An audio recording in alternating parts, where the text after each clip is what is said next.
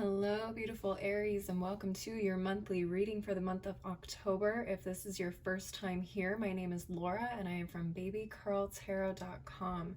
I am a tarot and oracle reader, as well as a root worker. Aries, please keep in mind this is a general collective reading, so not all messages will resonate for every single Aries out there. But if for some reason these messages do not resonate and you would like some clarity on the first couple of weeks of October, I do offer one-on-one readings, and you can link up with me through my website, which is below in the description box, to schedule a personal reading with me.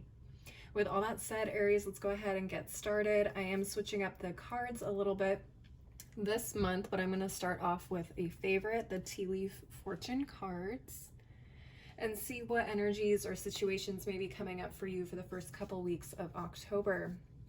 Spirit, what messages do you have for my Aries people for the first couple of weeks of October? Okay. All right, we got two. Let's take a look. So the first one we got was divine. Seek out information that will help you. Okay. We also had the Target, a goal-oriented person. Okay. So I'm feeling a lot of goal setting, a lot of focus on your goals this October, at least the first half. Let's go ahead and take a look at the Steampunk Tarot and start clarifying these two cards.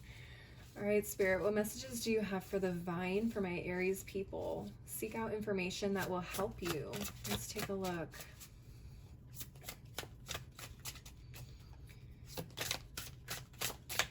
Okay, so we have the Emperor, the Four of Wands, and the Six of Swords reversed. And then we have the King of Wands reversed at the bottom of the deck. Let's go ahead and take a look at your cards. Okay.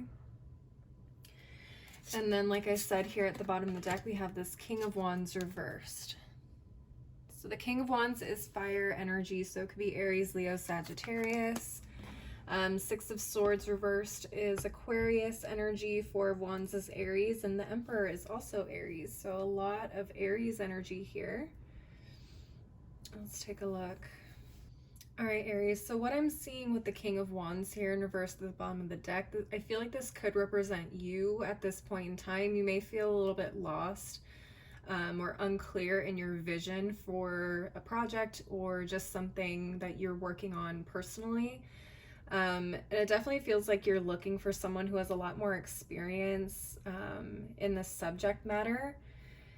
Here with this Emperor. Now, the Emperor doesn't have to be another Aries. It very well could be, but the Emperor always represents someone who is very structured. I always consider it like the boss, a boss type of energy, or a superior type of energy. So this could be somebody who runs their own company or is in a position where they are very experienced and maybe manage a department that is very similar to what it is that you're trying to achieve, or just someone of that nature, someone that just has a lot of experience. They're very good at what they do. They're very structured, organized, very logical, very clear on how it is that they need to move in order to get the things done that they are working on.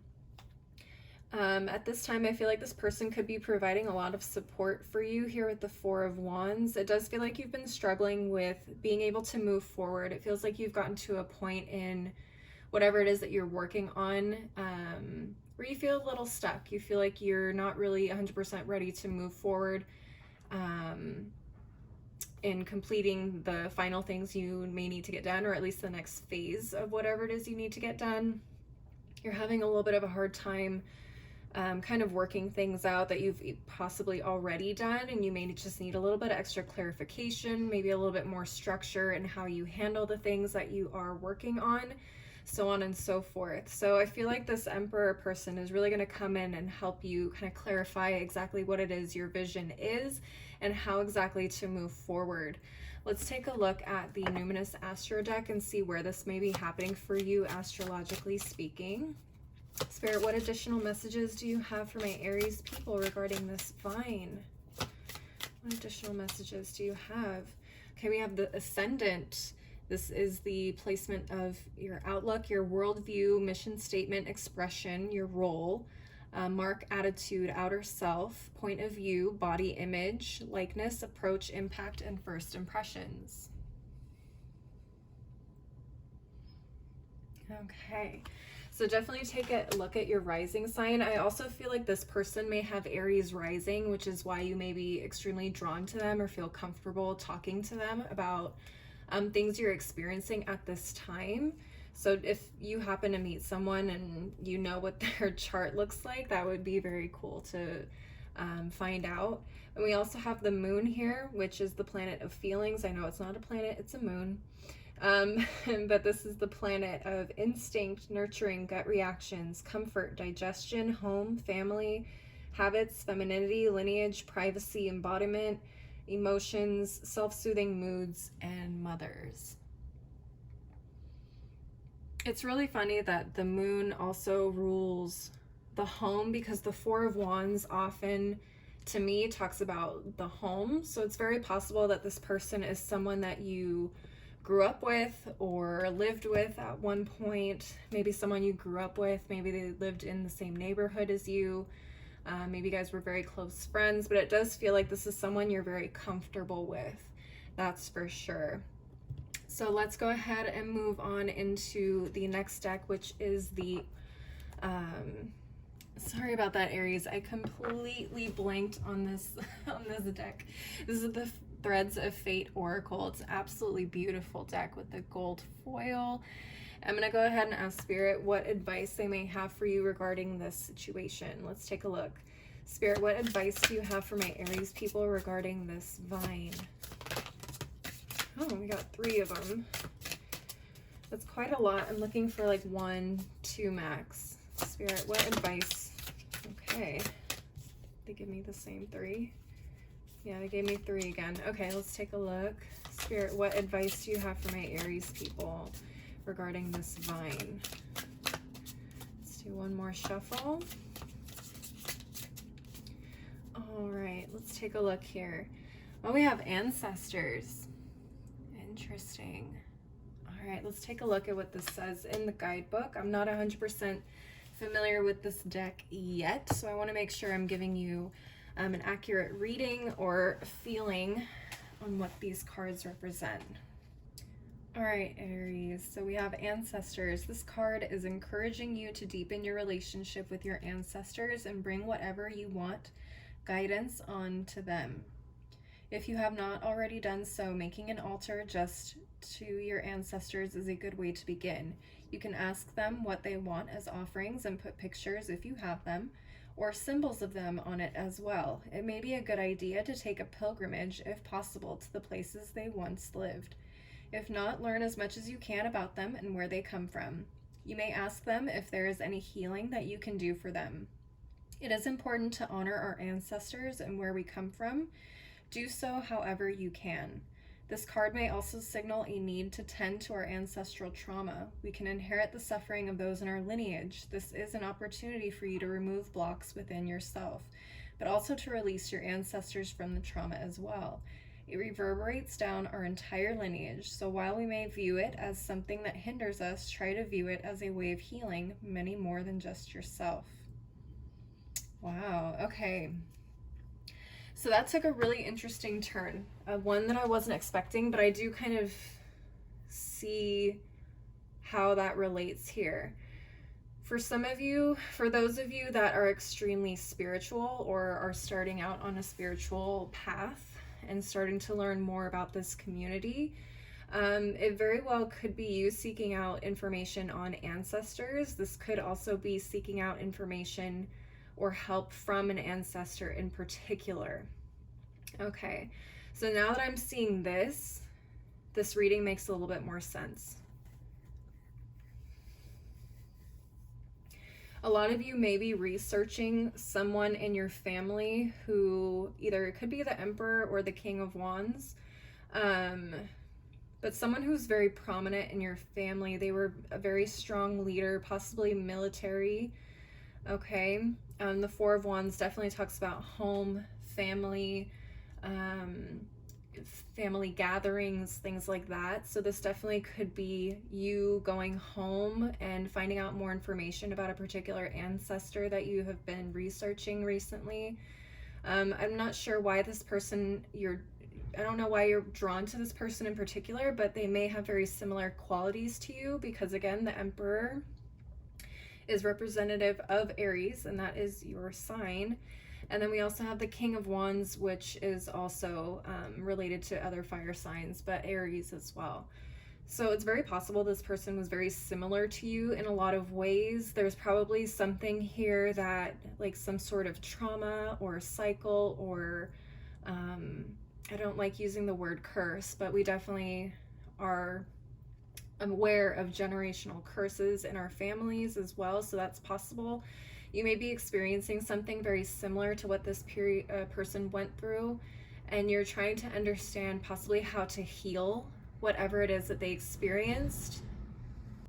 Sorry for the noise, Aries. If you see me pause or cut the video, it's just there's a lot going on here in my complex. So either you're trying to heal something that you are also going through that's very similar to this person, or you're trying to break some type of cycle, which makes a lot more sense. What's interesting is the moon and the ascendant, now that they are here with the ancestor card, this definitely feels like something maybe people associate you with because of how you present yourself outwardly. And this is also going to be looking at things that you feel on a daily basis as well. Okay, very interesting reading. At the bottom of the Threads of Fate deck, we also have Get Curious. Yeah, so a lot of you guys are definitely doing ancestral research work, things like that. I would definitely recommend looking at creating an ancestor altar if that is something you are open to.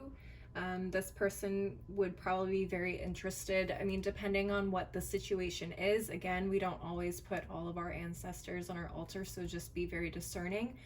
But I'm sure if this person was generally a good person, they just struggled with, I don't know, trigger warning, maybe they struggled with substance abuse, things like that. I'm sure that person would love to help you if that's something you're looking to break in your lifetime and in your line. Okay, so very cool reading right off the bat. I'm gonna go ahead and get all the cards off the table and move on to this target.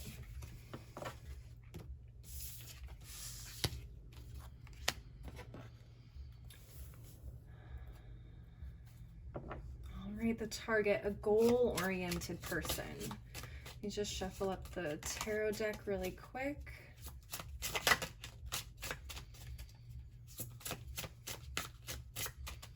All right, Spirit, what messages do you have for my Aries people regarding this target? What messages do you have for my Aries people regarding this target? Okay, we have the Seven of Pentacles reversed, the Seven of Swords, and the Four of Pentacles reversed, and the Three of Cups at the bottom of the deck. Let's go ahead and take a look at these cards. We got two sevens, which is pretty cool.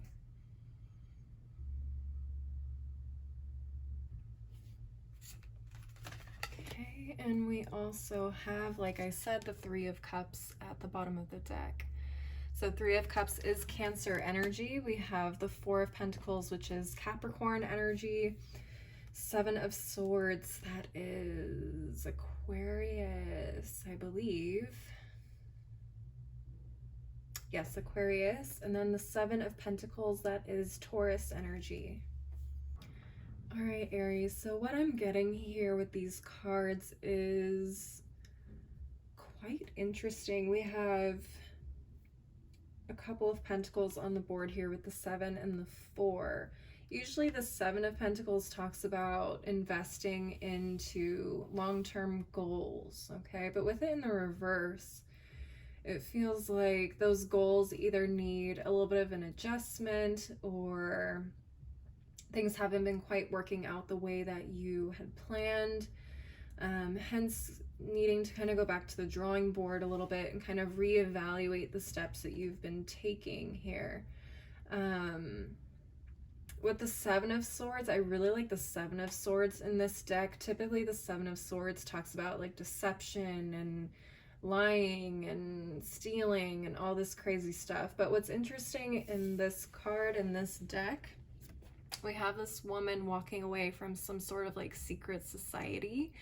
And we're not really sure if she ran in and stole those swords or if she brought these swords with her and then realized that, you know, maybe these swords or this knowledge wasn't exactly worth being shared with this particular order or group of people. Maybe they wanted to use it in a way that they weren't meant to be used. So it's kind of interesting here. I feel like you are in a position where you are trying to learn absolutely everything you can, soak up everything that you can in terms of creating a beautiful life for yourself, but definitely getting yourself towards a particular goal. And with the Four of Pentacles reversed, it feels like you're definitely putting yourself out there a little bit more. You're definitely not guarded. If this was in the upright, this would definitely talk about feeling guarded, but it feels like you're definitely putting yourself out there. You're open to experiences. You're open to new knowledge, to advice and things like that. And you're trying to walk away with as much info as you can so you can figure out a way to move forward. The Three of Cups at the bottom of the deck definitely tells me a lot of networking is possible these first couple of weeks, especially with the Seven of Swords and you trying to gain as much knowledge as possible. I don't know why I keep coming back to the Seven of Swords. I heard something just briefly. Hold on one second. For some of you, it feels like you are trying to get some knowledge from a group of people that's normally very, very exclusive. And they don't give this knowledge out to a lot of people. It feels like you're doing everything you can to just get as much as you can.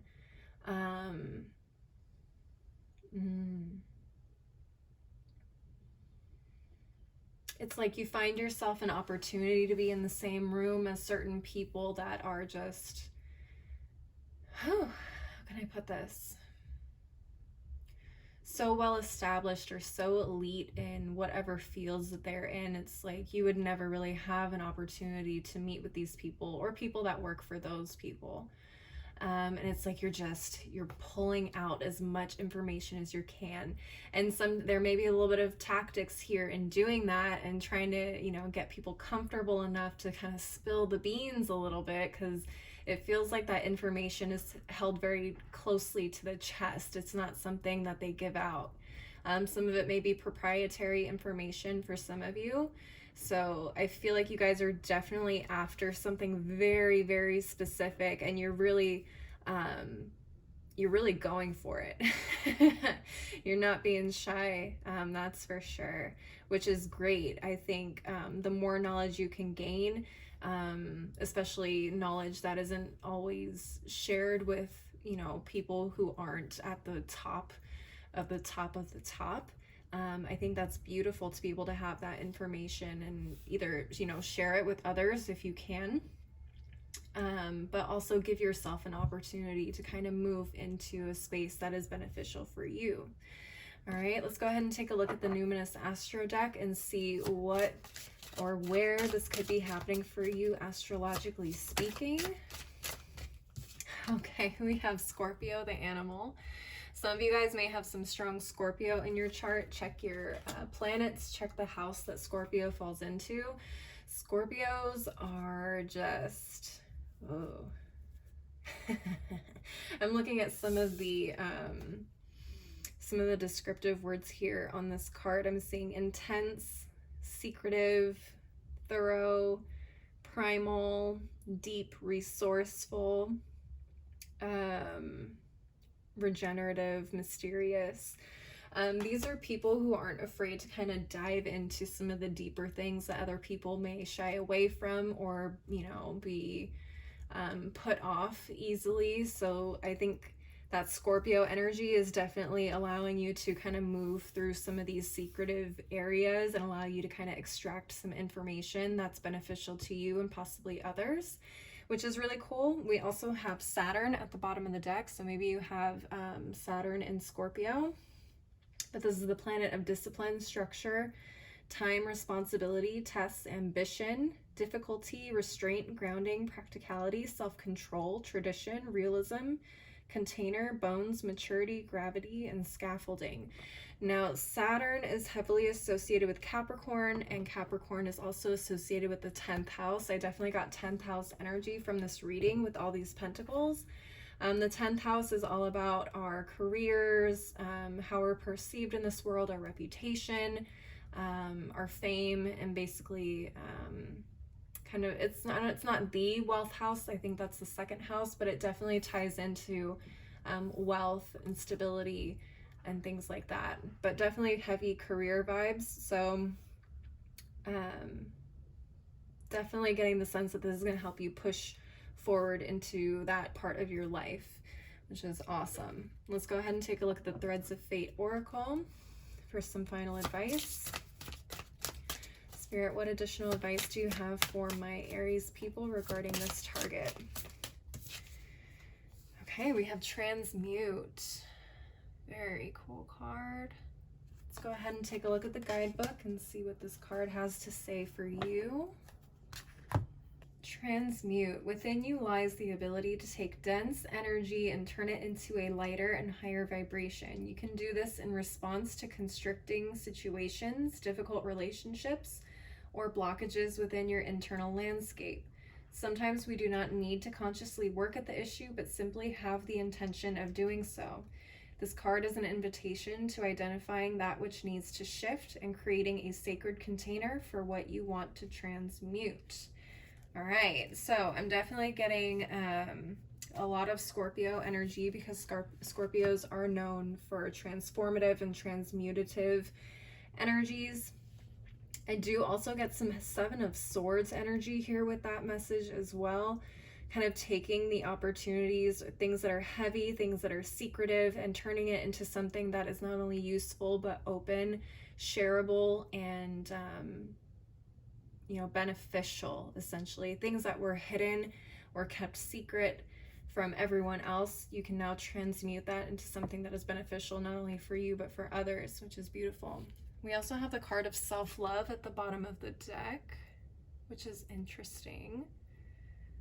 So I don't know if some of you guys have a hard time seeing your worth, seeing that you're deserving of good things, or seeing that you are deserving of success and happiness. So definitely take that with you. And if you are you find yourself in a room full of really successful, beautiful people, allow yourself to feel that you are also worthy of that place in that room. Okay, Aries, that is what I'm seeing for you for the first couple of weeks of October. Please leave a like and a comment if this resonated for you.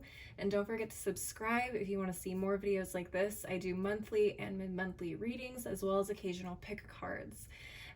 As always, if you want to schedule a personal reading with me, my information for my website is below in the description box. And if you would like to follow me on my other socials like Instagram and TikTok, that information is below as well. As always, thank you so much for watching. I hope you guys have a beautiful start to your October, and I hope to see you next time. Bye.